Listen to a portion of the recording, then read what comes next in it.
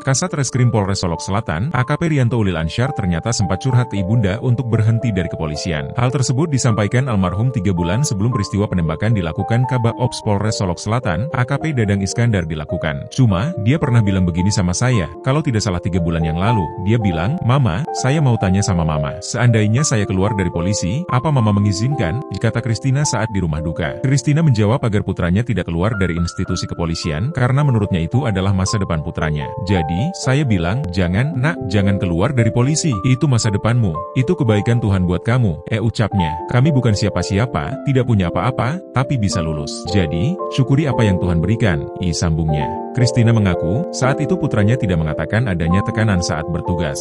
Kristina mengaku mengirimkan pesan WhatsApp kepada mendiang putranya, agar apapun masalahnya ia meminta doa kepada Tuhan. Tak hanya itu, sang ibu juga menyemangati anaknya. "Setelah itu saya bilang, Nak, apapun masalahnya, datang sama Tuhan. Berdoa, minta kekuatan dari Tuhan. Karena hanya Tuhan yang mampu tolong kita. Mama selalu ada untuk kamu, harus kuat," jelasnya. Setelah itu, Kristina merasa galau dan memikirkan putranya.